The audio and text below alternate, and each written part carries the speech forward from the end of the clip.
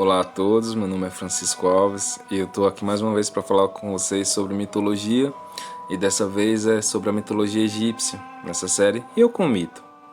Então, não é uma série de curiosidades, deixando claro desde o início, não, eu vou falar muito, então não é um vídeo curto, então se você não achar interessante isso, então pode pular, pode procurar alguma coisa que seja mais útil para sua vida, tá?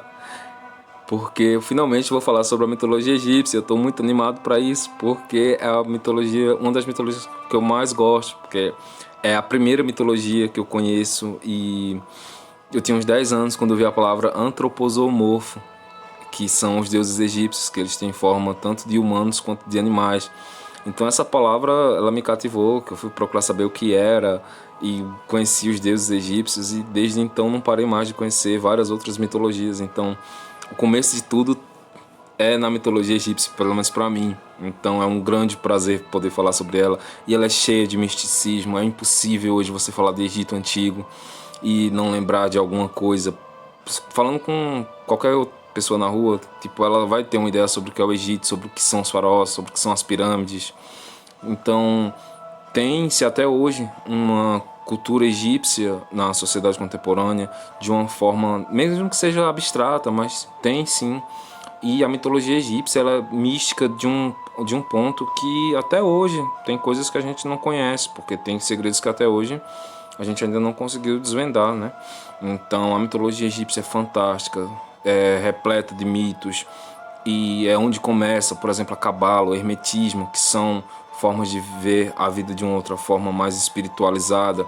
Tem também uma contribuição enorme para a filosofia ocidental, onde vários filósofos eles estudaram no Egito, porque no Egito você tinha cidades onde eram a Alexandria, que era a biblioteca de Alexandria, foi uma das maiores do mundo. Então o Egito é incrível, o Egito antigo ele é incrível, a civilização egípcia ela conseguiu ter uma forma de vida fantástica. Então, para começar o vídeo, eu sempre trago uma evocação de alguma musa, tal qual fazia Homero, só que eu não evoco musas, né? Eu evoco sempre pensadores que eu gosto e que me fazem, que baseiam o meu pensamento, né? Só que dessa vez eu trouxe um trecho de uma música, que é a música Faraó, que praticamente acho que vocês conhecem, porque toca em todo o carnaval, tem gente que até tá de saco cheio dessa música. Mas ela tem um valor enorme. Então, escolhi esse trecho que é uma música do compositor Luciano Gomes, que foi gravada por Margareth Menezes, pelo grupo Olodum e que depois por vários outros clubes, que ficou tão famosa. Então eu escolhi o trecho que é: despertai-vos para a cultura egípcia no Brasil. Em vez de cabelos trançados, veremos turbantes de Tutankhamon. E nas cabeças enchem-se de liberdade. O povo negro pede igualdade, deixando de lado as separações. Isso é tão fantástico, isso é tão incrível. Você pensar que o Egito ele faz parte da África. Você pensar que os faraós, essa civilização toda era uma civilização negra. E a mitologia ela serve para preencher um vácuo. Então hoje muitas pessoas, as pirâmides são um grande exemplo disso. Como é que isso foi criado? Não tem condições deles terem feito isso naquele tempo sem a tecnologia. Até hoje a gente não tem tecnologia para fazer as pirâmides. Como é que eles fizeram naquela época? Então vai se ter um mito. E um mito que eu acho um dos piores que tem é que alienígenas construíram. E que as pirâmides têm um valor que elas servem para alguma coisa que não sejam túmulos. Eu lamento quebrar a onda de vocês, mas pode tirar o cavalinho da chuva porque ele vai se afogar de novo, tá? Mesmo que dessa vez não tenha dilúvio, dessa vez tem a cheia do Rio Nilo. Então, eu escolhi essa música principalmente por causa da luta do povo negro, que eles querem liberdade para serem negros, para poderem ser iguais a gente. Como assim a gente? Somos iguais. Então por que colocar tanta diferença entre o povo negro e o povo branco, entre o povo branco e o povo indígena? Somos todos homo sapiens, todos da mesma espécie. Deixemos de lado as separações. Por favor, reflitam sobre isso, porque a questão do racismo ela não é brincadeira, tá? Em momento nenhum, racismo deve ser tratado como brincadeira. Em momento nenhum. Não existe brincadeira com racismo. Pensem nisso. Então, como sempre, eu trago esses vídeos baseados na obra de Mark Daniels, que é a história da mitologia para quem tem pressa, e realmente é para quem tem pressa, porque infelizmente ele resume os mitos, ele escolhe pouquíssimos mitos, ele ainda resume os mitos, ele não conta os detalhes, então é frustrante, principalmente da mitologia egípcia, porque eu sei, eu conheço outros, mas tem que ser um vídeo que não pode durar 12 horas, né? Que eu acho que eu ficaria 12 horas ou mais falando sobre o Egito Antigo, porque é muita coisa para ser falada. Como eu falei para vocês, cada valor, cada mito carrega uma simbologia na própria capa, que ele fala que é do olho de Horus, ao Minotauro, e na capa já tem o deus Horus. Então é fantástico você ver o quanto a mitologia egípcia ela está presente até hoje, e por que que a gente estuda mitologia egípcia até hoje. E para começar, a gente começa perguntando quem foram os egípcios. Não perguntando, mas respondendo. Os egípcios foram uma civilização que ela nasce nas margens do rio Nilo, da mesma forma que os sumérios surgiram nas margens dos rios Eufrates e Tigre, onde faziam e complementavam o que a história chama de crescente fértil, que eram as terras que eram cultiváveis, que é quando o ser humano ele passa da vida nômade, que é a vida onde ele está sempre em transporte, para a vida sedentária, para a vida onde ele pode parar, porque com a agricultura ele pode cultivar o seu alimento, ele pode cultivar alimento para animais, então ele pode ter a pecuária e não mais precisar ficar caçando e se mudando sempre, sempre, sempre, porque com a agricultura ele vai ter comida para o ano todo. E já que não chove o ano todo, então os rios eles são a primeira forma de conseguir mudar a natureza ao favor dos humanos. Então aí começam as civilizações. E o Egito Antigo, eles são... O Egito Antigo, ele é temporal ali com os sumérios. É mais ou menos na mesma época que eles convivem. Então, eram vários povos que viviam nessas terras, às margens do Nilo, vários povos, cada um com sua própria mitologia, e sempre era um povo querendo dominar o outro, e quem era o mais forte ganhava, e colocava o seu deus como o principal deus do panteão, mas não dizia que o outro deus não existia, porque todos existiam, mas cada um teve um papel na criação, por exemplo, do universo da criação. Cada um teve o seu papel, só que no final ganhou, finalmente, um dos reis, que foi o rei Meni, que ele foi encarregado de unificar o Baixo e o Alto Egito, onde no Baixo Egito você tem as terras mais cultiváveis, mais rentáveis, que é onde fica o Cairo, Alexandria, eram terras mais férteis, que são as terras onde fica o delta do rio Nilo, ali para o mar Mediterrâneo, e depois você tem o Alto Egito, que é onde fica a nascente, mais ali, de onde vem o rio Nilo, né? E é onde você tem mais regiões desérticas, mais regiões inférteis, e para isso tem-se uma mitologia. Então, foi um período de várias guerras, várias batalhas para ver qual tribo merecia o domínio sobre aquele território, e também de estrangeiros que não eram egípcios, né? Então, o mito escolheu o caminho mais curto, tá, do que contar toda essa história. Ele não ia ter tempo de contar tanta coisa assim. E, como eu falei para vocês antes, falar sobre o Egito Antigo não é tão difícil, porque quase todo mundo conhece alguma coisa sobre o Egito Antigo. Então é só você pegar alguma coisa que a pessoa saiba, seja uma múmia, um faraó, as pirâmides, e já vai ter um assunto para ser falado. Coisas que ainda não foram respondidas, o que eles tinham de conhecimento em medicina, em astrologia, que tem início a astrologia para depois se tornar astronomia. Então é um povo cultural que, como a nossa cultura ocidental ela tem a história eurocentrista, e a história eurocentrista ela tem por início as civilizações antigas, que são os mesopotâmicos, os egípcios, os gregos e os romanos. Então, graças à Europa, a gente estuda os egípcios dessa forma. Eu não estou desconsiderando, mas eu acho que teria vaga para outras culturas também, os ameríndios, os africanos, enfim, todos eles na verdade, né? Os asiáticos também. E a mitologia egípcia ela é fantástica, porque ela é uma alegoria para cada batalha que acontecia no mundo. Então, sempre você vai ter as mitologias de acordo com a geografia do local. Com o caso do Egito é um pouquinho diferente, porque além da geografia do local, você tem a questão cultural, a questão social, porque é uma dinastia que durou 2.500 anos, então você tem uma família no poder por 2.500 anos, e os faraós eles não eram considerados semideuses, filhos dos deuses, semideuses, por assim. Não, eles eram deuses. Eles eram considerados deuses, eram cultuados como deuses. Os rituais eram feitos para eles como se eles fossem deuses. Eles eram deuses na Terra. Então, a vivência do Egito antigo era em prol do faraó. E o faraó tinha o papel principal de conduzir o seu povo nos princípios de Maat, que daqui a pouco fala um pouquinho mais sobre isso. Porque é o que dá origem a várias filosofias, é o que dá origem ao Cabala, como dizer, às vezes, ao Hermetismo, e a outras religiões que vão beber dessa mitologia egípcia para se aprofundar em tantas outras áreas no princípio de Maat. Então, um personagem que é interessante ser falado sobre o Egito Antigo em história é Alexandre o Grande. Que Alexandre o Grande ele é macedônico, só que ele domina a Macedônia, depois ele domina os povos que eram considerados gregos, que eram cidades-estado, né? E vai conquistando todo mundo conhecido.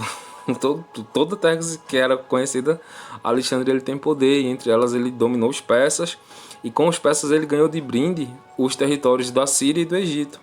E ele se apaixonou pelo Egito porque ele andava rodeado por filósofos, ele é um aluno, se não me engano, de Aristóteles, então ele tem histórias fantásticas, ele é um herói real, né, por assim dizer. E no Egito ele funda a cidade de Alexandria.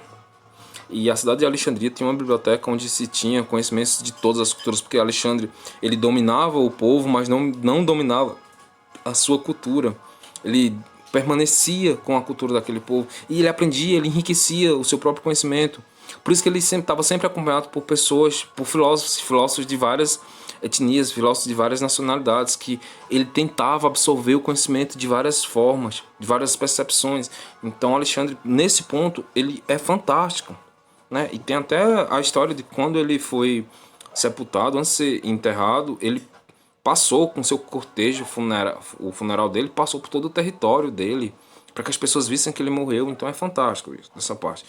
E no Egito ele domina o Egito, mas ele deixa que a filosofia egípcia, que a mitologia egípcia, os conhecimentos dos egípcios em medicina, como eu falei para vocês, principalmente na mumificação, foi fundamental para o desenvolvimento da medicina moderna, da medicina contemporânea. Para vocês terem ideia, os caras tiravam cérebro pelo nariz para que não cortassem o crânio. Imaginem só tirar um cérebro pelo nariz. Imagine como você dissecar um corpo todo, às vezes sem tirar o mínimo de, quer dizer, tirando o mínimo de sangue. Porque eles tinham conhecimento sobre anatomia fantástico, que depois vai ser demonizado pela Igreja Católica na Idade Média, porque como se não podia mexer com os mortos, com os corpos, porque quando ressuscitassem, untassem o coração, enfim.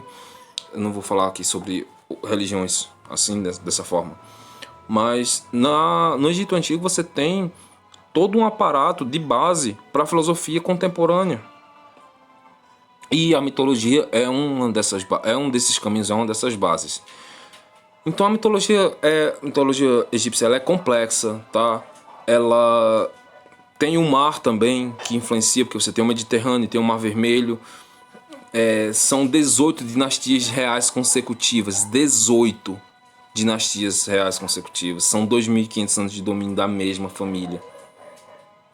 E essa mitologia ela procurava trazer aos egípcios algumas certezas sobre o universo, como a passagem do Sol, da Lua, das estrelas, e também procurava fornecer funções de moralidade e de conduta na sociedade. Então a mitologia ela era fundamental para o Egito Antigo. Lembrando que nesse caso a mitologia era vista como religião, tá? Porque, como eu falei para vocês, os faraós eles eram considerados deuses. Então, para começar do começo real, né? Finalmente vamos começar com a mitologia egípcia, que é com a criação. E a criação da mitologia egípcia esse é a mais resumidinha, então é também uma das que eu mais gosto, de mito de criação. E YouTube, não me censura, por favor, YouTube, não me censura, tá? Por favor. Eu vou usar termos científicos pode. Então a criação do universo Tem vários relatos, são vários povos que relatam o início do universo, cada um colocando a sua divindade como criadora. Só que eles chegaram a um consenso que cada divindade ela teve um papel na criação, só que por coincidência do destino elas fizeram isso no mesmo dia. Só que a mais conhecida é que no começo nada existia. Não entendo isso, como é que no começo nada existia, já que era o começo. Mas enfim, não existia nada. Nada, era apenas o caos, vazio. Não existia nada. Só que daí, esse caos, esse vazio, ele era personificado pelo Deus Nun. E desse vazio emerge, então emerge um morro, uma montanha em forma de pirâmide, tá? E do alto dessa pirâmide tem uma flor de lótus que quando ela desabrocha, nasce dela um deus. E esse deus é o deus Atum. Esse monte piramidal ele é conhecido como Ben-Ben, tá? E esse deus que saiu da flor de lótus é o deus Atum. E é ele que dá origem a todo mundo que a gente consegue hoje, porque quando ele sai, ele traz a luz consigo. Então é por essa razão que ele é totalmente ligado ao deus Sol, Ra, que é o Ra, Sol, né? Luz. E Atum produziu a primeira geração de deuses. YouTube, por favor, não me censura, tá? Porque Atum ele gerou a primeira geração de deuses quando ele se masturbou. Ele se masturbou no vazio e dessa masturbação dele nasceram 4 deuses. E Atum, não, desculpa, ele procriou e dessa procriação dele saiu o deus Shu, que é o deus do ar, Tefnut, que é a deusa da chuva e da umidade. Tá? Então foram 2 deuses que Atum gerou, que é o do ar e o da chuva. Então, diferente de outros mitos, onde você tem o início com céu e terra, né? Céu masculino, terra feminino, aqui na mitologia egípcia vai ter diferente, que o começo é o ar e a umidade, a chuva. Então esses 2 deuses, eles deram origem a Geb, que é o deus da terra, e a Nut, que é a deusa céu, sendo o pai Shu levantado pela filha para que ela pudesse se estender sobre o irmão Geb como um dossel de estrelas, que é como está aqui na imagem, que eu separei para vocês, que é onde fica a irmã Nut nessa posição aí, enquanto Deus Geb fica deitado, que é terra e céu. E eles ficam nessa posição, é maravilhosa. Então, assim é a primeira geração de deuses. E em seguida a criação do céu, da terra e do ar, Atum governou o universo egípcio como o primeiro faraó. Ou seja, o primeiro faraó do Egito é realmente um deus. E esse deus é o deus Atum. E ele governava não só o Egito, mas ele governava o universo, já que ele era o criador. Então, ele teve uma profecia da deusa Nut que ela daria luz a uma criança que tiraria ele do poder. Assim, Atum proíbe que Nut dê luz a crianças. Só que é aquele negócio. Para que você vai desobedecer? Para que você vai dar uma ordem a um deus? Porque dar uma ordem a um deus é como se você pedisse para ele fazer aquilo. Então Nut ela desobedece a ordem e ela dá luz a 4 filhos. E esses 4 filhos são Osíris, Ísis, Set e Nephthys. Então o primeiro deus que nasceu foi Osíris, que ele cumpriu a profecia da mãe.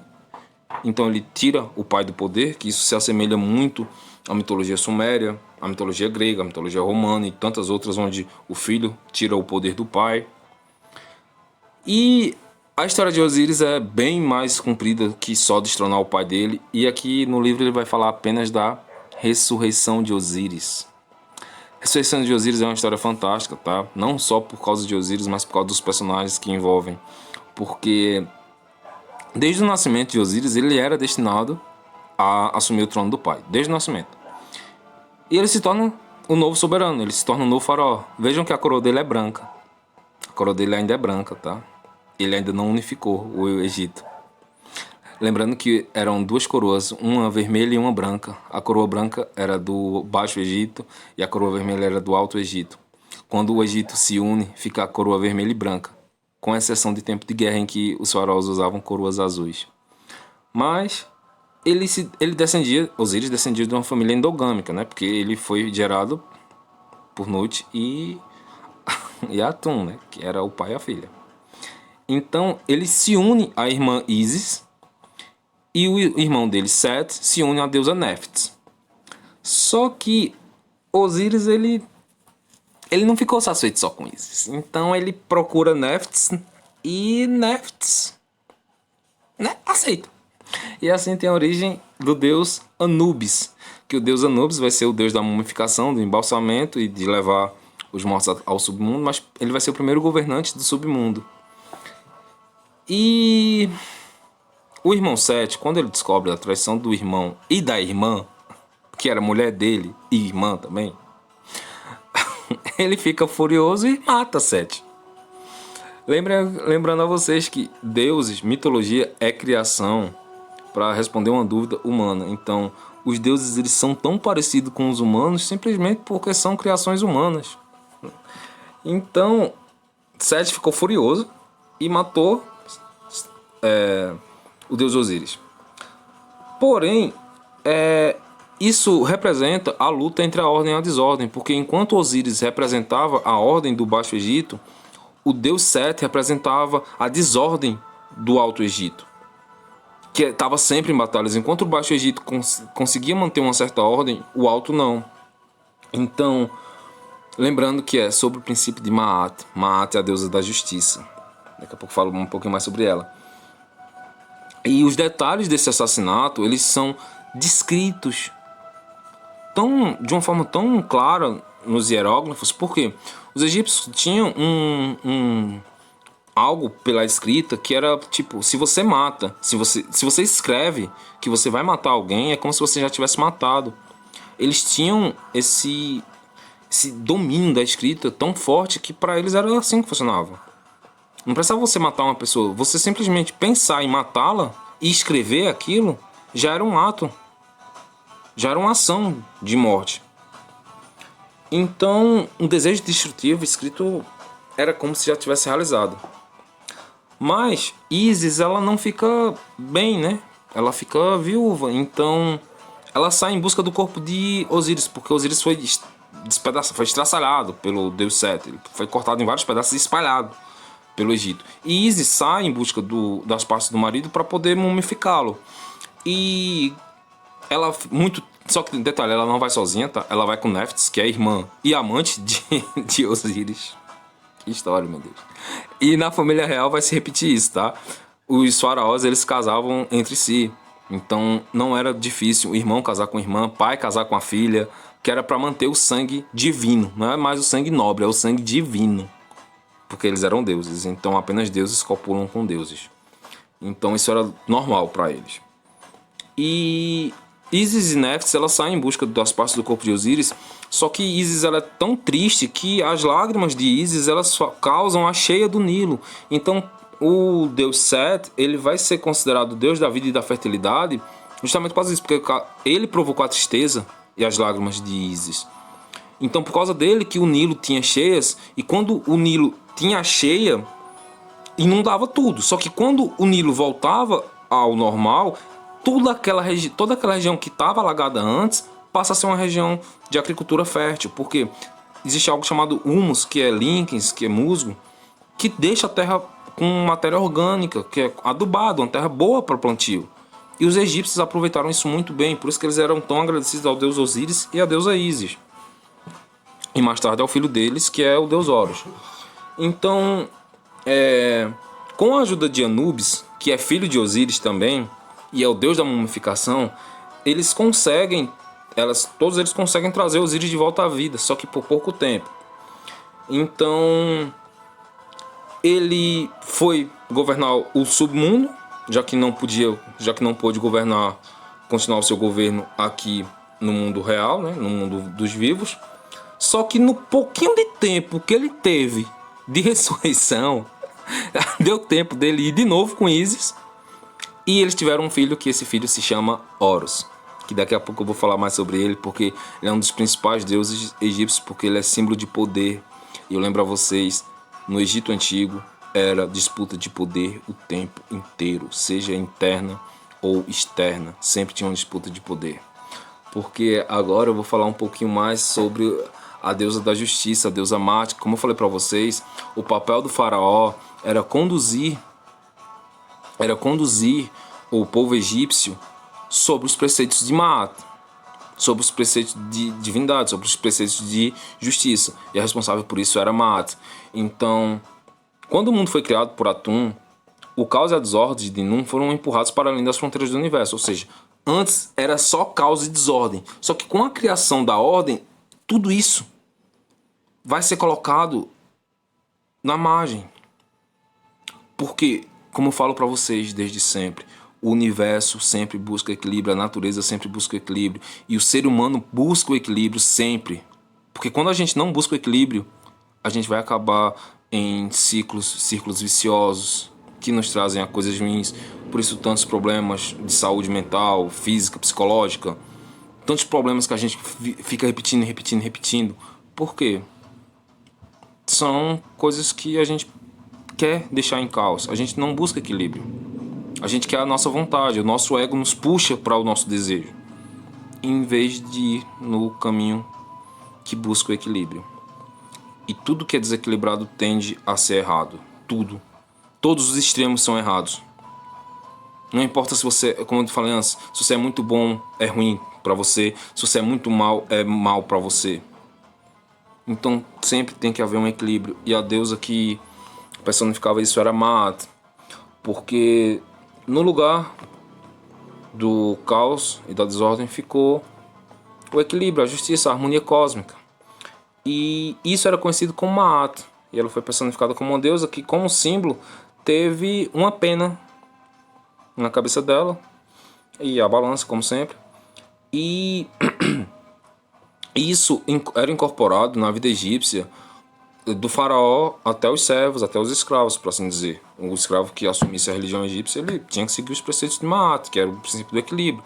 Era de você ser justo, de você buscar ter um coração puro. Por quê?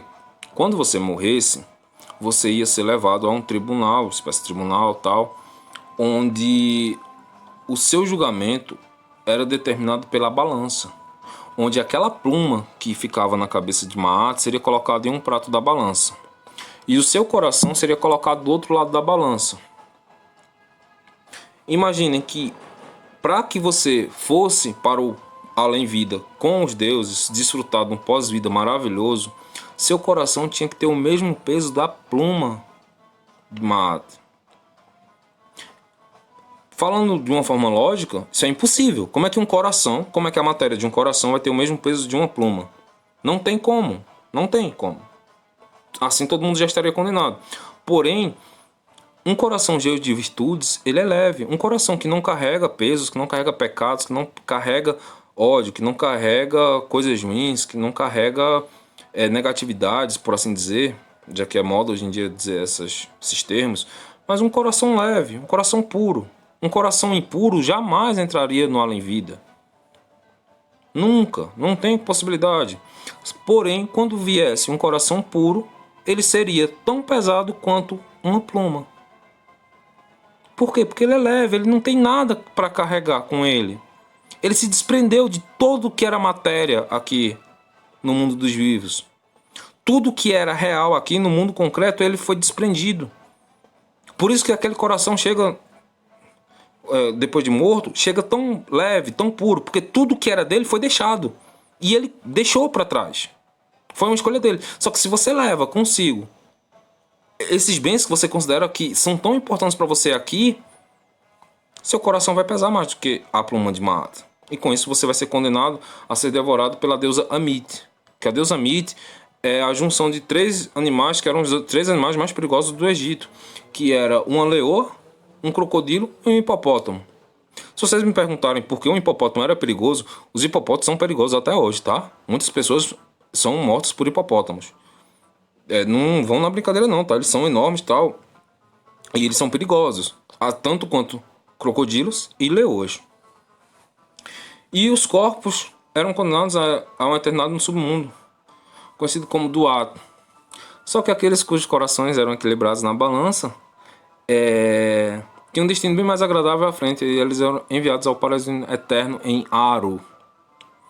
E acreditava-se que os faraós que governavam o Egito eram descendentes diretos dos deuses. Diretos. Não se tinha uma miscigenação com humanos. Não, os faraós eram diretamente vindos dos deuses. Então, uma forma de manter... eles tinham que sustentar esses princípios de Ma'at, eles tinham que conduzir o povo deles para isso. E uma forma de manter o equilíbrio cósmico era através de rituais, de mitos, de cerimônias, em nome dos deuses e dos faraós, que eram também deuses. E foi graças a essa constante afirmação de ritos e rituais de Ma'at que os egípcios criaram um compêndio tão rico de costumes. Porque para eles o princípio de Ma'at era importante, porque como eu falei para vocês no início, para eles essa vida terrena ela é só uma preparação para o que vem depois. Então o que é real não é o que está acontecendo agora, é o que vai vir depois da morte. Por isso que se embalsamavam as múmias, que era porque eles realmente tinham a crença de que o corpo ia ressuscitar. Então era guardado com eles alimentos, animais. Os faraós eram sepultados com servos. E era uma honra você morrer com o seu faraó, porque você foi escolhido para servir a ele no pós-vida. A escravidão no Egito Antigo era totalmente diferente da escravidão hoje. Mesmo que vocês vejam nos filmes, os maus tratos e tal, tinha. Só que era vista de uma forma diferente, porque às vezes as pessoas se escravizavam por elas mesmas para servir ao faraó. Porque ela estaria servindo a um Deus. Então, para um cristão que serve a Deus, é a mesma coisa que um egípcio antigo servia ao faraó. Então não tem o que se discutir nesse aspecto. Porque é uma igualdade. Então o princípio de Ma'at, ele nos conduz. Quando eu digo nos conduz, é porque se você tiver esse preceito na sua vida, não precisa ser egípcio, não precisa crer na mitologia egípcia, nos deuses egípcios. Mas se você é cristão, por exemplo, o princípio de Ma'at é totalmente aplicável a você. O Cristo não disse para ter um coração puro? Não disse para que não guardem tesouros na terra, para guardar os tesouros no céu? E você só vai para o céu depois de morrer. Tem esse detalhe. Se você não morrer, você não vai para o céu enquanto ele não voltar. Então o princípio de Ma'at, ele dá muito pano para manga. Só que infelizmente eu não tenho tempo de falar sobre todos os símbolos da balança, da pluma, das asas dela, enfim. Mas tentei resumir ao máximo, tá? O mito de Ma'at, porque também tem que falar de Horus. Porque Horus é um deus tão importante quanto todos os outros, só que talvez ele seja mais porque ele era o deus que mais tinha proximidade com os humanos, por causa do seu senso de justiça. Ele era muitas vezes confundido como Deus da justiça, só que ele é o Deus do poder, ele é conhecido como Deus do conhecimento. Só que ele não apenas ele, Thoth, que é o Deus do conhecimento, mas ele era conhecido como Deus do poder. E ele é representado com a cabeça de falcão, era Deus do céu, considerado protetor e símbolo do poder. E também Deus da caça e da guerra. Então o bicho não era fraco não, o bicho era brabo. E um dos mais duradouros da mitologia egípcia, um dos símbolos mais duradouros da simbologia egípcia é justamente o quê? O olho de Horus. O olho de Horus ele é tão importante que provavelmente os teólogos, cientistas, historiadores, eles colocam que o olho de Horus é o que vai dar início a várias outras versões de olhos em outras mitologias, em outras religiões, por assim dizer. Então, ele era usado como emblema de proteção e orientação em joias, esculturas e também nas proas do navio, porque acreditava-se que os olhos de Horus assemelhassem a um sol, que é a personificação do deus Ra, e a lua, que é a personificação do deus Thoth, que é o deus do conhecimento. E os olhos que tudo vem, são símbolos importantes, e não apenas para os egípcios. Só um detalhe é que nas brigas de Horus com Sete, ele tem um dos olhos arrancados. Depois eu falo mais sobre isso. Só que o olho de Horus ele é tão importante, ele vai dar nascimento a tantos olhos, que na própria mitologia, religião cristã, se tem o olho cristão da providência.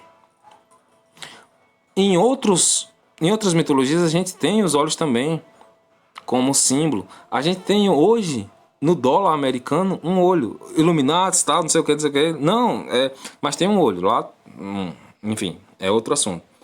E também tem uma nota do autor no olho de Sauron, que é em O Senhor dos Anéis. Então o olho de Horus é um símbolo que persistiu e persiste até hoje. Queira ou não queira. Desculpem-me os fanáticos, mas o olho de Horus, ele é símbolo. E como eu disse a vocês, a mitologia ela não é para ser interpretada, ela é para ser vivida. E o olho de Horus é uma das mitologias que mais tem sido vivenciadas nos dias de hoje. Mas para continuar, falei para vocês, Seth mata Osíris e Osíris vai governar o submundo. Deixa para governar Horus. Só que Seth ele não quer deixar Horus no poder. Seth então começa uma disputa com Horus pelo poder total do Egito. Então Seth inicia uma longa luta contra Horus e é uma variedade de mitos que conta essas lutas, porque são muitas lutas. E os dois deuses eles são ardis, eles recorrem a métodos que não são cavalheirescos, por assim dizer, né? Então eles se usam de artimanhas, da inteligência, da malandragem, por assim dizer. E em uma dessas histórias, Horus tira um dos testículos de Seth. E é isso que explica o porquê que o Alto Egito, que era governado por Seth, era estéril, era deserto. Por quê? Porque Seth estava sem um dos testículos. E em outro mito, Seth tenta engravidar Horus, não sei como, mas com a sua semente. Sêmen e semente tem a mesma raiz, tá? Então, Seth tenta engravidar Horus. Só que isso era considerado pelos egípcios como um veneno poderoso e um degradante abuso de poder, porque você colocar sua semente para uma outra pessoa comer não era legal. Você era mais poderosa que ela, olha o que você fez com ela. Então Horus consegue pegar o sêmen e atirá-lo no rio. E se vinga, plantando o próprio sêmen em uma folha de alface que em seguida Seth come, o que provoca a derrota de Seth. É assim que Seth perde, comendo o sêmen de Horus, numa folha de alface. É bizarro? É. Mas é mitologia. Qual mitologia não tem as suas bizarrices? A mitologia egípcia às vezes é demais. Então, a natureza dessas histórias é muito violenta, tá? Muito violenta. Os combates deles eram violentos, eram ardis. Não era nada cavalheiresco, como eu falei pra vocês. Então, era luta suja, muitas vezes. Pra vocês terem ideia do final, né? Onde um coloca o sêmen para o outro comer. Só que elas cumprem um papel histórico, que é um papel alegórico. Como eu falei pra vocês, Seth era o deus do Alto Egito. Por isso que o Egito era tão deserto, sem terra fértil, porque Seth ele não tinha muito amor pelos irmãos e pelo sobrinho dele, então o povo de Seth sofria com isso. Também tem a questão dele ter perdido um testículo, então a terra não era fértil. E você tem no Baixo Egito Horus, que o conflito ele representa a luta entre a ordem e a desordem para manter o princípio fundamental de Maat. E como também a unificação dessas duas regiões no fim do 4º milênio antes de Cristo em um só país, que é quando a coroa finalmente se torna branca e vermelha. E o Baixo Egito ele inclui o fértil delta do Nilo, como eu já falei para vocês, e é onde tem as cidades do Cairo e da Alexandria. E como passou a dominar o Alto Egito com a luta de Horus, né? E a retirada e posterior devolução do olho de Horus, que é associado à lua, explica por que o céu da noite fica escuro uma vez por mês antes da lua retornar à sua órbita visível. E está chegando ao fim com as maravilhas do mundo antigo, que entre elas está as pirâmides, que foi entre as maravilhas do mundo antigo é a única que permanece até os dias de hoje. Então é uma estrutura em forma de pirâmide mais antiga que sobrevive, da data de aproximadamente 2600 a.C. 2600 a.C. Ou seja, tem mais de 5.000 anos. São 4.600 anos de uma construção. 4.600 anos. Imagina que Cleópatra está mais perto da gente do que da construção da pirâmide. Cleópatra está mais perto da gente do que a construção das pirâmides. É verdade. E ela tá literalmente lotada. O Egito Antigo tá. O Egito era lotado de pirâmides, lotado, lotado, lotado. Já foram descobertas centenas de pirâmides, tá? E até hoje são descobertas outras. Por quê? Desculpa pra você que acredita nas teorias da conspiração, que foi criado por alienígenas, que tem outro valor, que é uma chave para não sei para que mundo, que não sei o que de Atlântida, e blá, blá, blá. É tanta coisa que às vezes eu nem leio mais porque já perdeu a graça. Só que as pirâmides, quando elas foram construídas, elas eram incríveis, porque elas eram as tumbas de faraó. Então às vezes um faraó começava a ter a sua tumba erguida antes mesmo que ele nascesse. Lembrando a vocês que os faraós, eles eram humanos, mas eles eram considerados deuses. Mas tinha a parte divina, que era a parte divina e humana também, que é egoísta. Então, um quer ser mais poderoso que o outro. Isso é natural ao ser humano e a esses deuses. Então, sempre as pirâmides foram evoluindo uma mais que a outra. A primeira pirâmide que existiu nem tinha a forma de pirâmide que a gente conhece, mas sempre tem esse plano onde o topo é menor que a base, que é, como eu expliquei para vocês, a única forma fisicamente possível. E para desespero e tristeza de quem acredita nas histórias, desculpa, mas são apenas túmulos. São túmulos muito ricos, porque, para vocês terem ideia, tinha pirâmide onde eram colocado um navio inteiro cheio de riquezas, que era para o faraó poder viver no pós-vida dele tranquilo. E até mesmo Horus, em sua forma humana, ele teve uma pirâmide para ele. E os corpos eram embalsamados na crença de que isso reverteria o processo de decomposição. Eles eram enterrados no interior de pirâmide de pedra. Então, o formato das estruturas ele apresentava degraus que iam em direção aos céus. Isso por quê? Para ficar parecido com o molde original que deu origem ao deus Atum, que é o deus da criação. Lembra que ele emerge de algo que era como se fosse uma pirâmide. E no alto dessa pirâmide teria uma flor de lótus, que é de onde Atum nasce. Então, o molde das pirâmides é o molde do Ben-Ben. E em algumas pirâmides, os corpos foram encerrados abaixo do nível do solo, com todos os tipos de riqueza. E no caso da grande pirâmide de Gizé, os artefatos incluem um barco de madeira condicionado com pedaços ao lado do morto.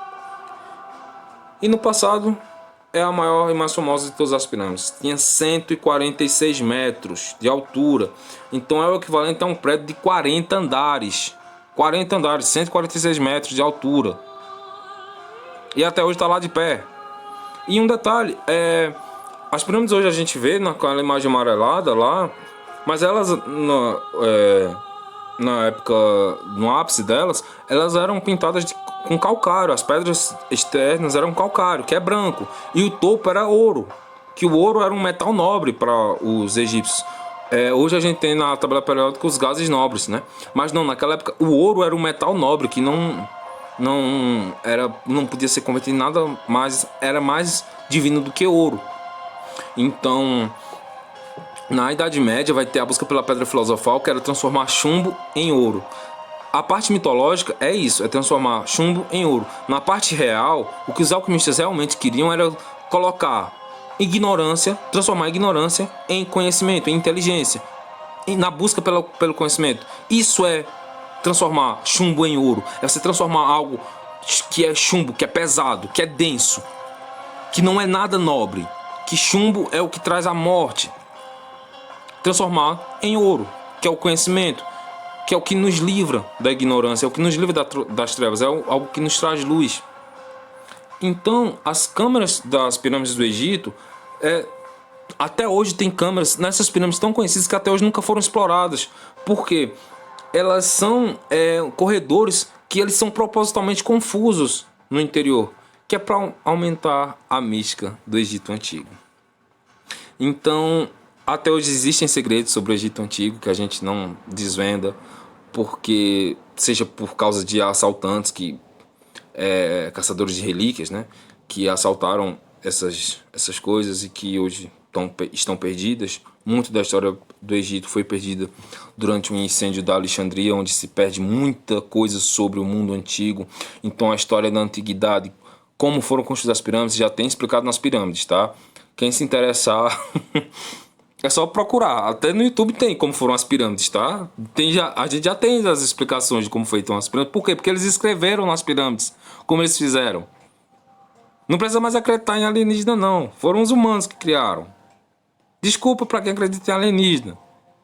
Não é que eu não acredito em alienígena, tá? Mas, tipo, eu acredito tanto que existe vida inteligente fora da Terra que até hoje eles não entraram em contato com a gente. Essa é a minha teoria. Mas, pra terminar o vídeo, eu quero só lembrar vocês que a mitologia egípcia, ela é uma das mais ricas, sim. Eu quero muito trazer algum mito pra vocês da mitologia egípcia, porque, como eu falei pra vocês, é uma das mitologias que eu mais gosto, tá? E lembrando a vocês, a mitologia, o mito, ele não é para ser interpretado, ele é para ser vivido. Eu não quero converter ninguém a religião nenhuma, tá? Não quero, não é para se converter, é para fazer uma reflexão. Quem é você no mito? Eu já falei, você é o mito, todo mito é você. Osíris, a ressurreição de Osíris. Quem é você na ressurreição de Osíris?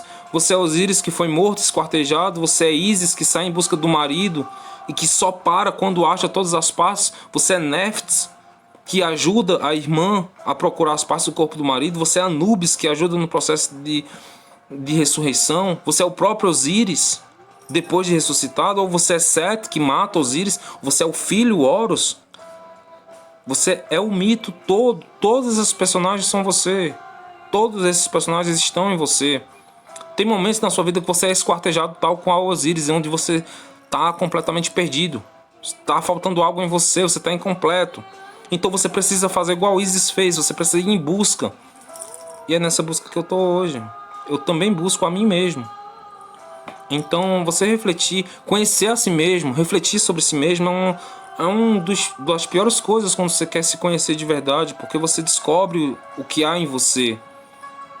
E lutar contra o que é seu é difícil, porque é bem mais fácil você apontar os erros dos outros, mas se você conhecer os próprios erros e consertá-los, é difícil. Porque é você assumir que você está errado, e o nosso ego, ele é traiçoeiro, o nosso ego não deixa a gente pensar que a gente está errado. Para o nosso ego a gente sempre está certo, então é por isso que eu trago essas reflexões. Pensem nos mitos, não como religião. Eu já falei para vocês, mitologia e religião não são a mesma coisa. Mas busquem vivenciar os mitos, os aspectos dos mitos, os arquétipos. Lembrando a vocês, arquétipos é simplesmente modelos, padrões. Então, o que eu faria nessa situação?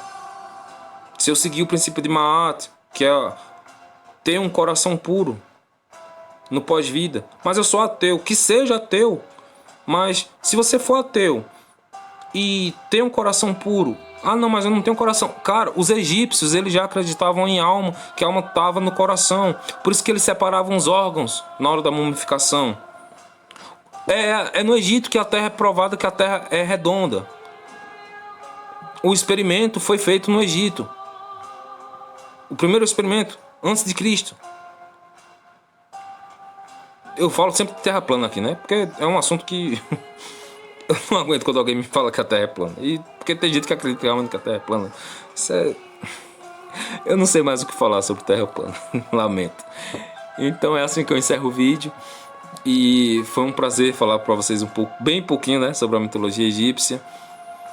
Mas tudo que é bom um dia acaba, porque só acabando é que a gente pode recomeçar de novo.